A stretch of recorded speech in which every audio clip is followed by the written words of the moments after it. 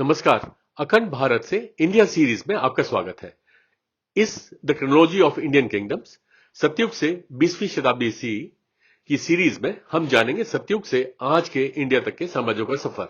साथ ही हम जानेंगे इन साम्राज्यों की कुछ खास बातें और उनके समय में होने वाली कुछ महत्वपूर्ण घटनाएं और निर्माण। इस सीरीज का ये 17वां चैप्टर है। इसमें हम 371 सी से 499 सी के साम्राज्यों के विषय में जानेंगे। इस कालखंड में इंद्रवर्मन ने पूर्वी गंगा साम्राज्य की स्थापना की थी। तो चलिए शुरू करते हैं आज का ये चैप्टर। इस सीरीज में बताई जानकारी और चित्र विभिन्न किताबों व वेबसाइट से एकत्रित करी गई हैं। इन सभी का सत्यापन हर पृष्ठ के नीचे दिए गए विवरण से किया जा सकता है। इसको बनाने में जो जानकारी और चित्र दिखाए गए हैं, हम उन सभी पुस्तक व वेबसाइट के लेखक और प्रकाशकों को इसके लिए पूरा श्रेय देते हैं व उनका आभार और हार्दिक धन्यवाद करते हैं। माथर राजवंश 375 सी से 500 सी तक रहा। वहां की राजधानी आंध्र प्रदेश में सिंहपुरम, जिसे सिंहपुर कहते हैं, पीठापुरम, जिसे पिष्टपुर कहते हैं, थी। विशाख वर्मन यहां के पहले राजा थे और अनंत शक्ति वर्मन अंतिम राजा थे। यहां के राजा भारतीय उपमहाद्वीप मूल के निवासी थे, हिंदू धर्म को मानते थे। माथर राजवंश के पहले गुप्त साम्राज्य आया था।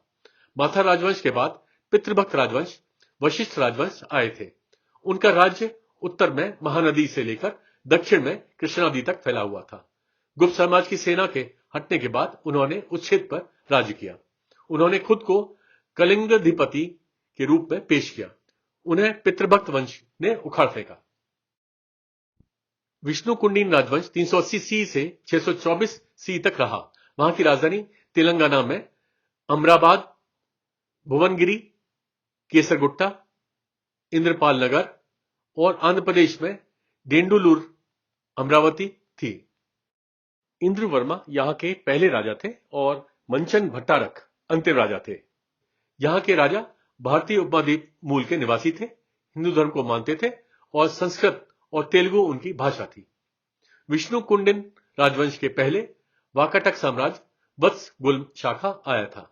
विष्णुकुंडिन राजवंश के बाद पूर्वी चालुक्य राजवंश, पल्लव साम्राज्य, महिष्मती की कलचुरी, विग्रह राजवंश, दुर्जय राजवंश आए थे।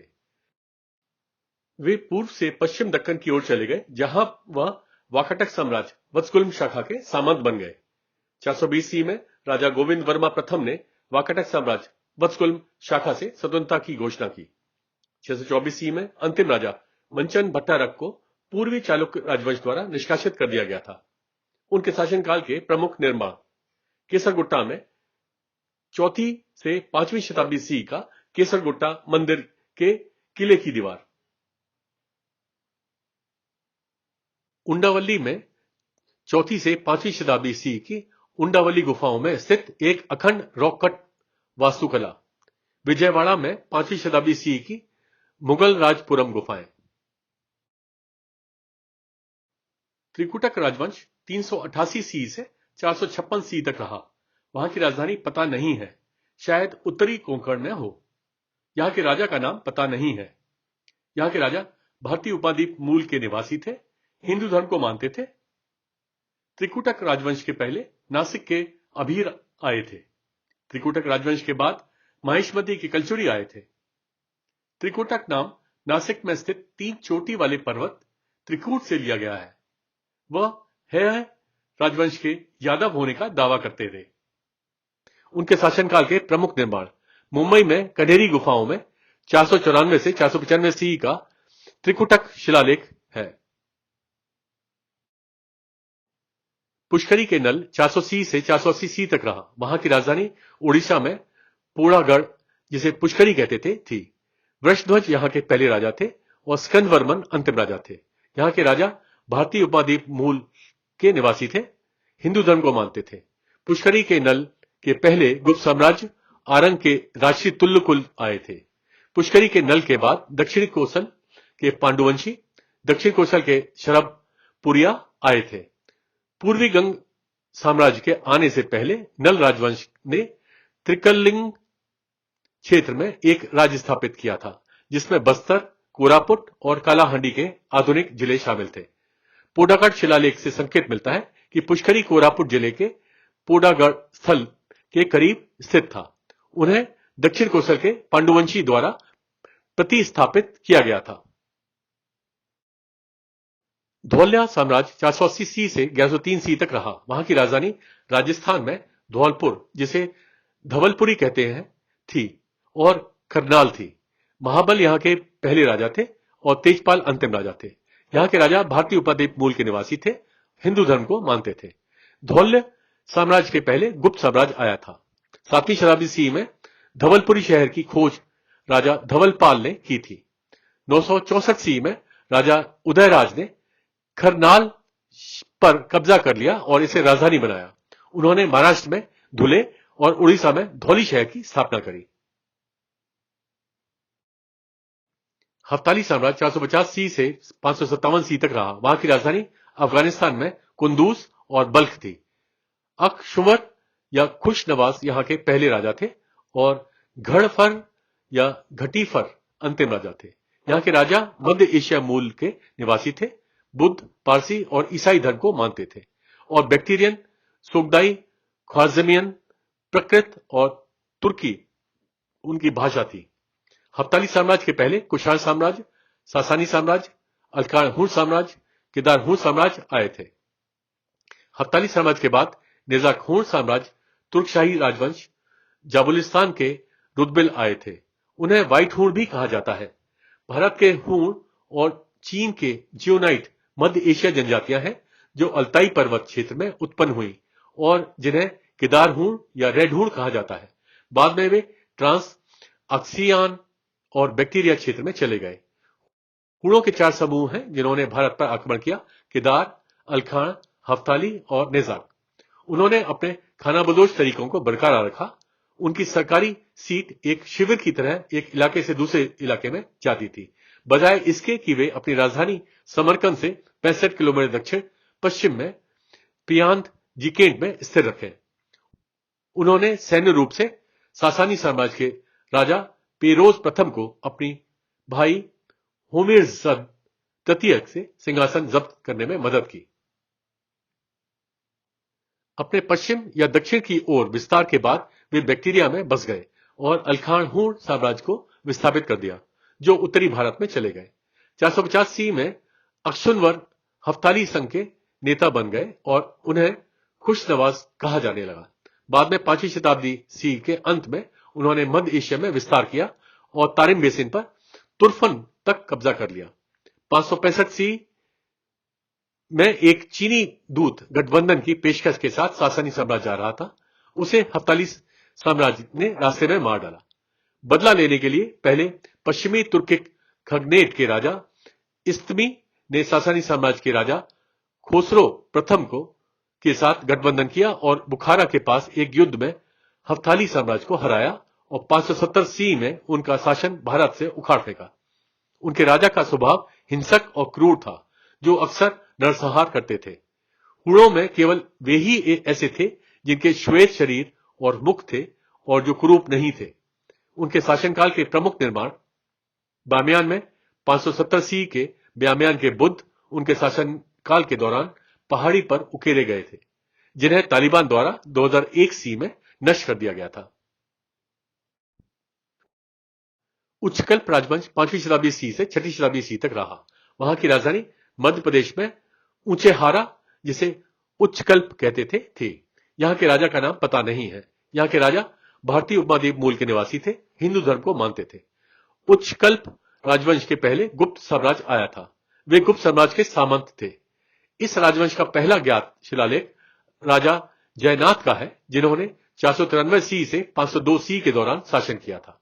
उनके शासनकाल के प्रमुख निर्माण नाचना पन्ना में 5वीं से 6वीं शताब्दी सी का पार्वती मंदिर। पितृभक्त राजवंश 5वीं शताब्दी सी से 6वीं शताब्दी सी तक रहा। वहां की राजधानी आंध्र प्रदेश में श्रीकाकुलम, जिसे सिंहपुर भी कहते थे, थी। विशाखवर्मन यहां के अंतिम राजा थे। यहां के राजा भारतीय उपमहाद्वीप मूल के निवासी थे और हिंदू धर्म को मानते थे। पितृभक्त राजवंश के पहले माथर राजवंश आया था। पितृभक्त राजवंश के बाद पूर्वी गंग साम्राज्य आया था। अंतिम शासक विशाखवर्मन को पूर्वी गंग साम्राज्य ने उखाड़ फेंका था। वशिष्ठ राजवंश 5वीं शताब्दी सी से रहे। वहां की राजधानी आंध्र प्रदेश में श्रीकाकुलम, जिसे सिंहपुर कहते थे, देवदा, जिसे देवपुर कहते थे, थी। यहां के राजा का नाम पता नहीं है। यहां के राजा भारतीय उपद्वीप मूल के निवासी थे, हिंदू धर्म को मानते थे। वशिष्ठ राजवंश के पहले माथर राजवंश आया था। वे गुप्त राजवंश के पतन के बाद उभरे।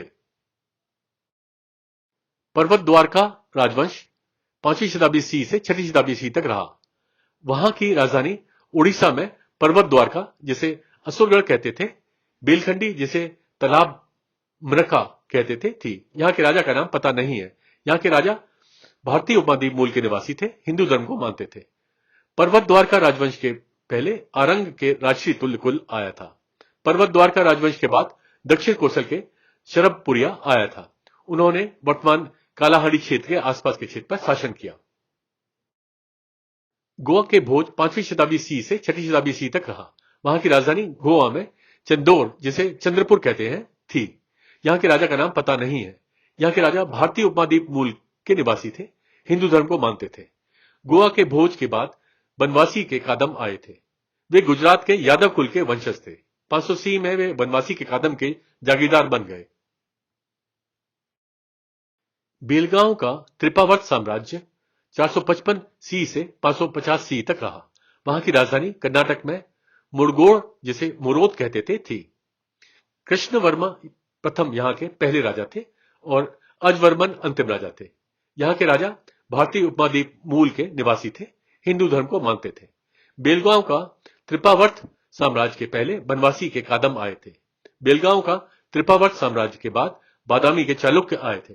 वे 455 सी में बनवासी के कादम से अलग होकर बेलगांव में मुड़गोड़ से शासन करने लगे। वे बनवासी के कादम के जागीरदार थे। 550 सी में उन्हें बादामी के चालुक्य द्वारा कब्जा कर लिया गया था।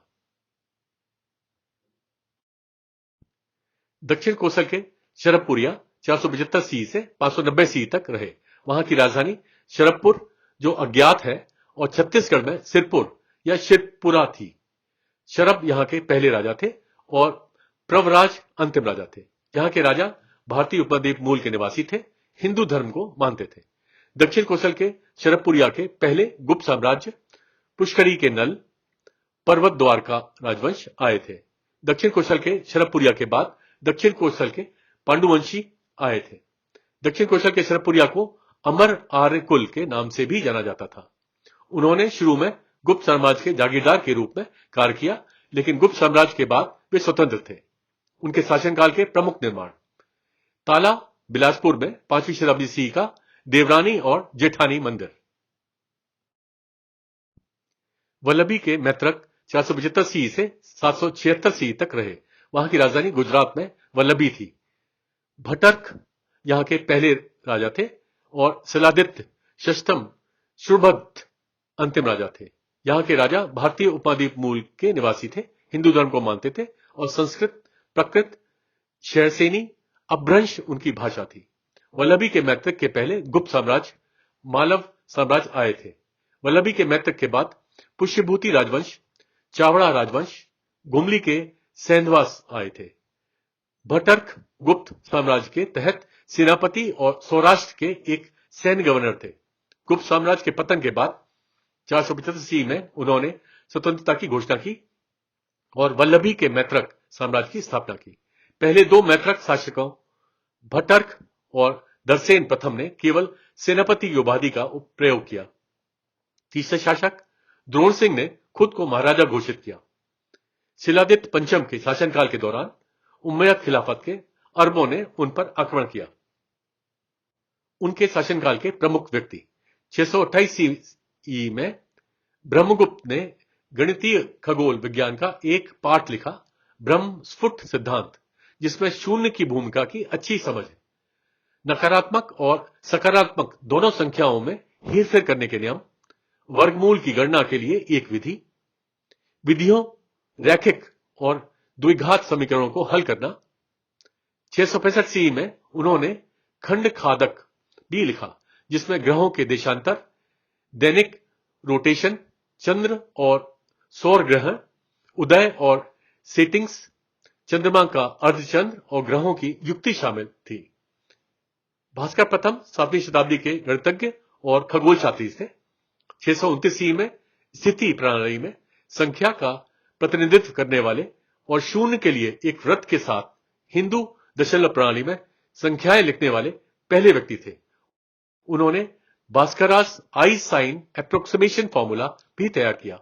उन्होंने आर्यभट्ट के स्कूल की पंक्ति में दो खगोलीय रचनाएं भी लिखी, महाभास्करीय और लघु भास्करीय। उनके शासनकाल के प्रमुख निर्माण 600 सी के दौरान उन्होंने एक वल्लभी विश्वविद्यालय की स्थापना की जो 1200 सी तक रहा, जो अब खंडर बन गया है। 649 सी में गुजरात के प्रभास पाटन में सोमनाथ मंदिर का पुनर्निर्माण किया। भविष्य में इस मंदिर को नष्ट कर दिया गया और बाद में कई बार इसका पुनर्निर्माण किया गया। ऐसा माना जाता है कि मूल मंदिर सतयुग में चंद्र भगवान द्वारा सोने के साथ बनाया गया था, त्रेता युग में रावण द्वारा चांदी में और द्वापर युग में भगवान कृष्ण द्वारा चंदन में बनाया गया था। मंदिर को बाद में नष्ट कर दिया गया और कई बार पुनर्निर्माण किया गया। इसका इतिहास इस प्रकार है। 2500 साल पहले यह मालव साम्राज्य विक्रमादित्य साम्राज्य के राजा विक्रमादित्य ने मंदिर का पुनर्निर्माण किया था। 649 सी में वल्लभी के मैत्रिक के राजा मैत्रक ने पहले के मंदिर के स्थान पर मंदिर का पुनर्निर्माण कर इसका जीर्णोद्धार किया। 725 सी में उमैयद खिलाफत के तहत सिंध के राज्यपाल अल जुनायद ने मंदिर पर हमला किया और नष्ट कर दिया। 815 सी में गुर्जर प्रतिहार राजवंश के राजा नागभट्ट द्वितीय ने लाल बलुआ पत्थर का उपयोग करके मंदिर का निर्माण किया। 1024 सी में गजनवी साम्राज्य के महमूद गजनी ने सोमनाथ मंदिर नष्ट कर दिया। 1026 सी में गजनवी साम्राज्य के महमूद गजनी ने सोमनाथ मंदिर के कीमती गहने और संपत्ति लूट ली और लूटपाट के बाद मंदिर की असंख्य तीर्थयात्रियों का वध कर मंदिर को जलाकर नष्ट कर दिया। 1026 सी में से लेकर 1042 सी में मालवा के परमार के राजा भोज और गुजरात के चौलुक्य के राजा भीम प्रथम ने इसका पुनर्निर्माण कराया। 1143 सी से 1172 सी के दौरान गुजरात के चौलुक्य के राजा कुमारपाल ने लकड़ी के ढांचे को पत्थर की संरचना में बदल दिया। 1299 सी में दिल्ली सल्तनत खिलजी राजवंश के जनरल उलुग खान ने सोमनाथ मंदिर को नष्ट कर दिया और मंदिर की मूर्तियों को दिल्ली ले गए। जालौर के चाहमान के राजा कानादेव ने सोमनाथ की मूर्ति को पुनः प्राप्त किया। 1308 सी में चुडासमा राजवंश के महिपाल प्रथम ने सोमनाथ मंदिर का पुनर्निर्माण किया। चुडासमा राजवंश के राजा खंगार ने 1351 सी में मंदिर में शिवलिंग की स्थापना की थी। 1394 सी में दिल्ली सल्तनत तुगलक राजवंश के तहत गुजरात के राज्यपाल मुजफ्फर शाह प्रथम ने सोमनाथ मंदिर को नष्ट कर दिया। 1451 सी में गुजरात सल्तनत के महमूद बिगड़ा ने सोमनाथ मंदिर को नष्ट कर दिया। 1662 सी में मुगल साम्राज्य के औरंगजेब के आदेश पर फौजदार सरदार खान ने मंदिर के गुम्बद को नष्ट कर दिया और सोमनाथ मंदिर में तोड़फोड़ करी। 1706 सी में मुगल साम्राज्य के औरंगजेब ने फिर से मंदिर को ध्वस्त कर दिया। मंदिर स्थल को एक मस्जिद में बदल दिया गया था, लेकिन मराठा साम्राज्य द्वारा क्षेत्र पर कब्जा करने और औरंगजेब की मृत्यु के तुरंत बाद सोमनाथ मंदिर को मुक्त कर दिया गया। 1785 सी में इंदौर रियासत की अहिल्याबाई होलकर ने सोमनाथ मंदिर का पुनर्निर्माण किया। 1951 सी में पहले नष्ट किए गए मंदिर के स्थान पर एक नया मंदिर बनाया गया था। छिंदवाड़ी जामनगर में 6वीं शताब्दी का सूर्य के देवता का गोप मंदिर। पिंडारा द्वारका में 7वीं शताब्दी सी का पिंडारा मंदिर। कलसर महुआ भावनगर में 7वीं शताब्दी सी का फिरंगी देवल मंदिर। धरसन वेल देवभूमि द्वारका में 8वीं शताब्दी सी का मगडेरू मंदिर। निजाखून साम्राज्य 484 सी से 665 सी तक रहा। वहां की राजधानी अफगानिस्तान में गजनी, जिसे पहले गजना कहते थे, और कपिसा थी। निजाक शाह यहां के पहले राजा थे और घर इल्ची अंतिम राजा थे। यहां के राजा मध्य एशिया मूल के निवासी थे, बुद्ध और पारसी धर्म को मानते थे और मध्य फारसी और पहलवी उनकी भाषा थी। निजाखून साम्राज्य के पहले सासनी साम्राज्य, अलखानहूर साम्राज्य और हफ्ताली साम्राज्य आए थे। निजाखून साम्राज्य के बाद सासानी साम्राज्य और तुर्कशाही राजवंश आए थे। भारत के हूण और चीन के जियोनाइट मध्य एशियाई जनजातियां हैं जो अल्ताई पर्वत क्षेत्र में उत्पन्न हुई, जिन्हें किदार हूण या रेड हूण कहा जाता है। बाद में वे ट्रांस अक्सियान और बैक्टीरिया क्षेत्र में चले गए। हूणों के 4 समूह हैं जिन्होंने भारत पर आक्रमण किया: किदार, अलखा, हफ्ताली और निजाक। निजाक राजाओं को उनके सोने के बैल के सिर के मुकुट के साथ चित्रित किया गया है। 484 सी में हफ्ताली साम्राज्य ने सासानी साम्राज्य के पेरोज प्रथम को हराया और मार डाला। कमजोर सासानी साम्राज्य सत्ता का फायदा उठाकर नेजाखुणों ने जाबुलिस्तान अफगानिस्तान पर नियंत्रण कर नेजाखुण साम्राज्य की स्थापना की। बाद में 6वीं शताब्दी सी में उन्होंने काबुलिस्तान अफगानिस्तान में विस्तार किया और कपीसा से अलखानहुर साम्राज्य को हटा दिया। 7वीं शताब्दी सी में उन्होंने गजनी और काबुल को खो दिया, जिसके परिणाम स्वरूप उनका पतन हुआ और बाद में अलखानहुर साम्राज्य के साथ विलय हो गया। नेजाखुण साम्राज्य के एक जागीरदार बरहा तेगिन ने आखिरी शासक घर इल्ची के खिलाफ विद्रोह किया और नेजाखुण साम्राज्य के सिंहासन को हथिया लिया और तुर्कशाही राजवंश की शुरुआत की। राय राजवंश 489 सी से 632 सी तक रहा। वहां की राजधानी पाकिस्तान में रोहरी, जिसे पहले अरोर कहते थे, थी। राय दिवाजी यहां के पहले राजा थे और राय साहसी द्वितीय अंतिम राजा थे। यहां के राजा भारतीय उपमहाद्वीप मूल के निवासी थे, बुद्ध धर्म को मानते थे। राय राजवंश के पहले सिंह का रोर राजवंश आए थे। राय राजवंश के बाद ब्राह्मण राजवंश आया था। अंतिम राजा राय साहसी द्वितीय के शासन के दौरान छाछ नाम के एक गरीब ब्राह्मण को एक मंत्री के अधीन शामिल किया गया था। छाछ ने राजा को अपनी विशेषज्ञता से प्रभावित किया और अंततः राजा के निजी सचिव बन गए। छाछ ने जल्द ही राजा की पत्नी सोहमन देवी के साथ व्यक्तिगत संबंध विकसित कर लिए। 632 सी में राजा राय साहसी द्वितीय की मृत्यु के बाद छाछ राजा बने और ब्राह्मण राजवंश के नाम से शासन शुरू कर दिया।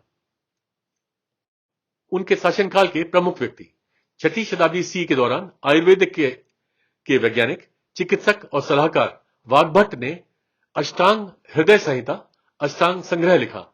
इसमें आयुर्वेद के 8 खंड शामिल है: आंतरिक चिकित्सा, शल्य चिकित्सा, स्त्री रोग और बाल रोग, कायाकल्प चिकित्सा, कामोद्दीपक चिकित्सा, विश्व विज्ञान और मनोरोग या आध्यात्मिक उपचार और ENT। उत्तरकालीन गुप्त साम्राज्य 490 सी से 700 सी तक रहा। वहां की राजधानी बिहार में पटना, जिसे पहले पाटलिपुत्र कहते थे, थी। कृष्णगुप्त यहां के पहले राजा थे और देवगुप्त अंतिम राजा थे। यहां के राजा भारतीय उपमहाद्वीप मूल के निवासी थे, हिंदू धर्म को मानते थे। उत्तरकालीन गुप्त साम्राज्य के पहले गुप्त साम्राज्य पुष्यभूति राजवंश, मौखरी राजवंश आए थे। उत्तरकालीन गुप्त साम्राज्य के बाद कन्नौज का वर्मन राजवंश, गौड़ साम्राज्य आए थे। गुप्त साम्राज्य के पतन के बाद उत्तरकालीन गुप्त साम्राज्य ने उन्हें मगध के शासकों के रूप में उत्तराधिकारी बनाया। राजा प्रभाकर वर्धन ने अपनी बेटी राजश्री का विवाह उनके राजा ग्रहवर्मन से करके मौखरी राजवंश के साथ वैवाहिक संबंध स्थापित किए। 606 सी में मौखरी राजवंश के राजा ग्रहवर्मन की हत्या कर दी गई और उनकी पत्नी राशि का अपहरण उत्तरकालीन गुप्त साम्राज्य के अंतिम राजा देवगुप्त ने किया। राशि पुष्यभूति राजवंश के राजा प्रभाकर वर्धन की बेटी थी। 606 सी में राजश्री के भाई हर्षवर्धन पुष्यभूति राजवंश के राजा बने। उन्होंने मौखरी राजवंश के राजा ग्रहवर्मन की हत्या का बदला लेने की कसम खाई। वह कामरूप साम्राज्य वर्मन राजवंश के राजा भास्कर वर्मन की सहायता से गौड़ साम्राज्य के राजा शशांक को पराजित करता है और उत्तरकालीन गुप्त साम्राज्य के अंतिम शासक देवगुप्त को मारता है और इस प्रकार उत्तरकालीन गुप्त साम्राज्य को समाप्त करता है और उत्तरकालीन गुप्त साम्राज्य से अपनी बंदी बहन राशि को मुक्त कराता है। पूर्वी गंग साम्राज्य 498 सी से 1434 सी तक रहा। वहां की राजधानी आंध्र प्रदेश में दंतपुरा, मुखलिंगम, जिसे पहले कलिंगनगर कहते थे, और उड़ीसा में कटक, जिसे पहले कटक कहते थे, थी। इंद्रवर्मन प्रथम यहां के पहले राजा थे और भानुदेव चतुर्थ अंतिम राजा थे। यहां के राजा भारतीय उपमहाद्वीप मूल की निवासी थे, हिंदू धर्म को मानते थे और उनकी भाषा उड़िया थी। पूर्व गंग साम्राज्य से पहले सोमवंशी राजवंश, रतनपुर के गलचोरी, श्रीलंका का पोलोन्नूर साम्राज्य, पितृभक्त राजवंश आए थे। पूर्व गंग साम्राज्य के बाद गजपति साम्राज्य, पटना रियासत, कालाहांडी रियासत, श्रीलंका का पोलोन्नूर साम्राज्य, वडंबा रियासत, नंदपुर साम्राज्य, बौद्ध रियासत, कलिंग के कदम, आतगढ़ रियासत आए थे। चोटगंगा के प्रारंभिक ताम्रपत्र अनुदान के अनुसार कलिंग के पूर्व गंग साम्राज्य मैसूर के पश्चिम गंग राजवंश परिवार की एक शाखा थी। पूर्व गंग साम्राज्य के संस्थापक कमरनव अपने 4 भाइयों के साथ अपने पैतृक राज्य को छोड़कर गंगा बड़ी विषय के कोलाहलपुर से कलिंग चले गए थे। उनके प्रमुख इंद्रवर्मन प्रथम ने विष्णु कुंडिन राजवंश के राजा इंद्र भट्टारक वर्मा का समर्थन किया और उनके अधीनस्थ शासकों को हराया। बाद में उन्होंने अपना राज्य स्थापित किया जो पूर्व गंग साम्राज्य बन गया। अंतिम शासक भानुदेव चतुर्थ को पागल राजा भी कहा जाता है, जिसका राज्य उसके मंत्री कपिलेंद्र ने हड़प लिया और अपना राज्य गजपति साम्राज्य के नाम से शुरू किया। उनके शासनकाल के प्रमुख निर्माण मुखलिंगम में 8वीं शताब्दी सी का श्री मुखलिंगेश्वर मंदिर, पुरी में 9वीं शताब्दी सी का विमला मंदिर या देवी सती का 51 शक्तिपीठों में से एक है। ऐसा माना जाता है कि देवी सती के पैर यहां गिरे थे। भुवनेश्वर में 10वीं शताब्दी सी का मुक्तेश्वर शिव मंदिर, राय बनिया बालेश्वर में 1238 से 1264 सी का राय बनिया किला, नेल्लोर में 1238 से 1264 सी का उदयगिर किला, भुवनेश्वर में 12वीं से 14वीं शताब्दी सी का पाप नासिनी मंदिर परिसर, पुरी में 1161 सी का जगन्नाथ मंदिर जो पहले मालव साम्राज्य के राजा इंद्रद्युम्न द्वारा बनाया गया था। उसे राजा अनंत वर्मन चोटगंगदेव द्वारा फिर से बनाया गया था और बाद में अनंग भीमदेव द्वारा 1230 सी में पूरा किया गया था। मंदिर में कई रहस्य हैं, जैसे कि यहां पूरे दिन मंदिर की जमीन पर कोई छाया नहीं होती। मंदिर के शीर्ष पर झंडा हमेशा हवा के विपरीत दिशा में फहराता है। मंदिर के शीर्ष पर स्थित सुदर्शन चक्र को शहर के किसी भी हिस्से से पूरा चक्र देखा जा सकता है। मंदिर के ऊपर कोई पक्षी या विमान नहीं उड़ता। लकड़ी से बनी मंदिर की मूर्तियों को हर 12 साल में बदल दिया जाता है। भविष्य में इस मंदिर को कई बार लूटा और नष्ट किया गया। उनमें से कुछ इस प्रकार है। 1340 सी में सतगांव सल्तनत के सुल्तान शमसुद्दीन इलियास शाह ने पुरी में जगन्नाथ मंदिर को लूटा और अपमान किया। हालांकि इस दौरान पूर्व गंग साम्राज्य के राजा नरसिम्हदेव तृतीय के कहने पर भगवान की मूर्तियों को छिपा दिया गया था। 1360 सी में दिल्ली सल्तनत तुगलक राजवंश के फिरोज शाह तुगलक ने पुरी में जगन्नाथ मंदिर का अपमान किया। इस दौरान पूर्व गंग साम्राज्य के राजा भानुदेव तृतीय शहर में नहीं थे। 1509 सी में बंगाल सल्तनत हुसैन शाही राजवंश के अलाउद्दीन हुसैन शाह के कमांडर इस्माइल गाजी ने जगन्नाथ मंदिर पर हमला किया। हमले की खबर मिलते ही पुजारियों ने मूर्तियों को मंदिर से दूर बंगाल की खाड़ी में मौजूद चिल्का झील के द्वीप में छुपा दिया। बाद में गजपति साम्राज्य के राजा प्रतापरुद्र देव ने इस्माइल गाजी को हुगली में हरा दिया और भागने के लिए मजबूर किया। कलिंग चालुक्य वंश के मुकुंद देव हरिचंद के शासनकाल के दौरान 1568 सी में बंगाल सल्तनत कर्रानी राजवंश के सुल्तान सुलेमान खान कर्रानी के अधीन जनरल काला पहाड़ ने पुरी में जगन्नाथ मंदिर को लूट लिया और अपमान किया।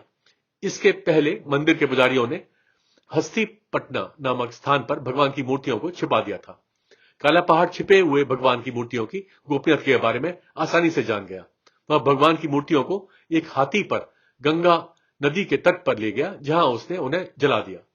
एक संत विशेषर मोहंती ने काला पहाड़ का पीछा किया और भगवान की मूर्ति से ब्रह्माओं को कुजिंगा गढ़ा में वापस लाने में कामयाब हुआ। बाद में ब्रह्माओं को खोरदा साम्राज्य के राजा रामचंद्र देव द्वारा 1575 सी में खोरदागढ़ के गोपाल मंदिर में लाया गया। इसके बाद ब्रह्मा को देवताओं में रखा गया। देवताओं को खोरदागढ़ के जगन्नाथ मंदिर में वापस लाया गया। 1592 सी में बंगाल के बारो भुइयां के नेता ईसा खान के पुत्र सुलेमान और उस्मान ने पुरी में जगन्नाथ मंदिर को लूटा और अपमान किया। 1601 सी में खोरदा साम्राज्य के पुरुषोत्तम देव के शासनकाल के दौरान मुगल साम्राज्य के तहत बंगाल के सूबेदार इस्लाम खान ने सेनापति मिर्जा खुर्रम ने पूरी हमला किया और मंदिर को लूट लिया। मंदिर पर हमले की उम्मीद में मंदिर के पुजारी ने भगवान की मूर्तियों को कपिलेश्वरपुर में पंचमुखी गोसानी मंदिर में स्थानांतरित कर दिया। 1608 सी में खोरदा साम्राज्य के राजा पुरुषोत्तम देव के शासनकाल के दौरान मुगल साम्राज्य के तहत बंगाल कि हासिम खान सूबेदार ने पुरी पर हमला किया और मंदिर को लूट लिया, लेकिन हमले से पहले खोरदा साम्राज्य के राजा पुरुषोत्तम देव ने भगवान की मूर्तियों को खोरदा गढ़ा के गोपाल मंदिर में स्थानांतरित कर दिया। ढेंकनाल में 1246 सी का कपिलाश मंदिर, कोणार्क में 1250 सी का कोणार्क सूर्य मंदिर, भुवनेश्वर में 13वीं शताब्दी सी का अनंत वासुदेव मंदिर, सिंहचलम विशाखापत्तनम में 13वीं शताब्दी सी का जीर्णोद्धार किया वरहा लक्ष्मी नरसिंह मंदिर, पुरी में 14वीं शताब्दी सी का मौसी मां मंदिर। इसके साथ ही इस सीरीज का यह चैप्टर समाप्त होता है। मिलते हैं एक नए चैप्टर में, तब तक के लिए नमस्कार, जय हिंद।